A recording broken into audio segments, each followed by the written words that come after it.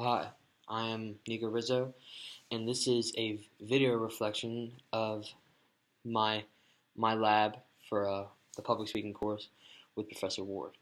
Now, in today's video, I will be discussing, my thoughts and my opinion and my experience with the Unit 1 course and the Unit 1 lab that I did.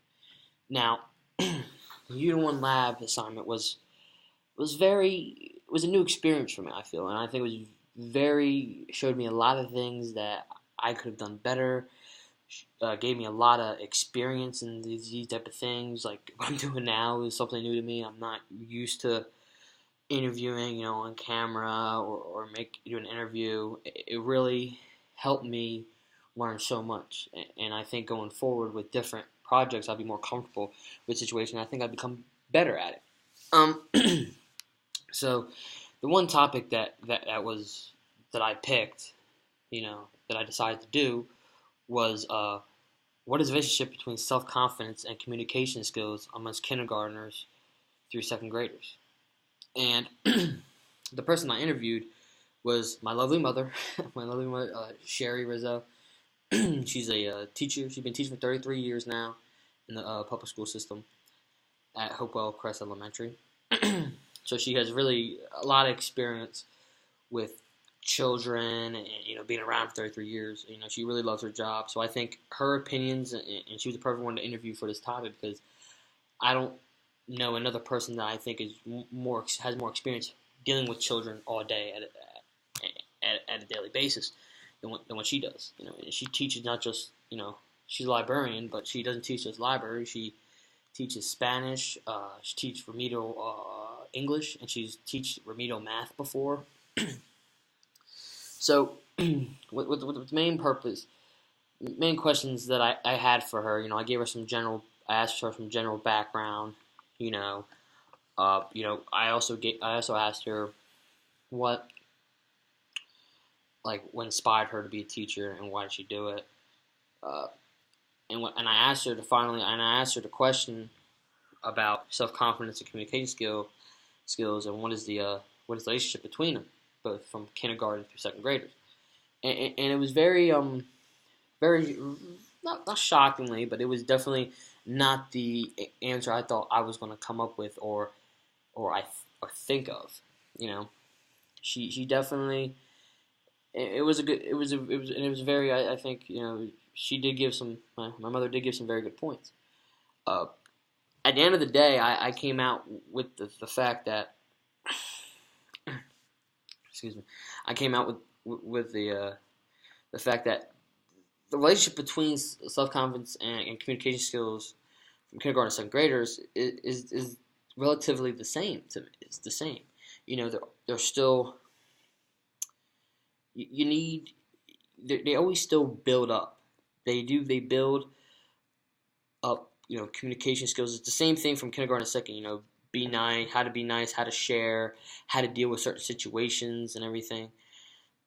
And there's really not that much change from these grade levels that my mom's seen over the past 33 years. She says some attitudes, she does say though attitudes towards kids have changed, which do play a role in the effect of self-confidence and communication amongst these. Over the years, she's definitely seen a drastic change in talking back or anything. But that's just the way sometimes, like years goes on, you learn different stuff, and technology definitely has a big factor too, I feel. But where I was going back to the topic, what I said was, self confidence and communication skills go hand in hand because if you don't have if you don't develop good social skills, good communication skills when you're younger, eventually over time, when you get older, you're not gonna have any great communication skills, and if you don't have good communication skills, your self confidence is very low, relatively. She's seen people, kids with language barriers or aren't really good with communication skills. Their self confidence is low because they're afraid to ask questions. They're afraid to talk to other kids around because they're afraid they're going to make fun of or they're not smart enough or they're too stupid to ask questions. And if you don't develop and that's low self-esteem for them, and that's not good for the child. That's not good for the child's health in the future, especially when they get older. When they become, my age, when they become my age or older, they're not gonna be very good communicators. And one thing too that she said affects, you having good communication skills and having good self confidence. She said that having a good experience in school is something that goes a long way. She had my mom had a great experience when she was in fourth grade with her teacher that she still is friends with. Like and in school, and that's what she loved. She had and her teachers all through high school and all through grade school. She just had a great experience with them, and it made her fall in love. It made her want to get involved in the classroom, and I think that's something too. You have good communication skills, you can really develop uh, friendships, friendships. When you're younger, that could last you uh, for a long time, and those friendships can teach you social skills. So it can build, your communication skills. It can build your self confidence up because you know you know how to deal with certain situations. Experience. That's all it is. Okay. Now interview, after the interview, what I did was we did various other things like a media analysis on the documentary. Just say it. Just say it. And with that documentary, that was I think that was very very cool. What I thought was neat about it was that there's a public speaking competition in Canada with younger kids, and I'm watching this and I'm looking at these kids and I'm shocked because I'm like, wow, they sound much better. And these kids are young. I mean, they're younger than 10, and they sound much better storytellers than I do. And I was like, wow, like what am I doing wrong? But what there's everything though that was in that documentary is that what we learned with Professor Ward, especially like how public speaking is the biggest fear among people, which they said that in the documentary, and it's true. They said the fear it's more fearful than death, which is still mind boggling to me.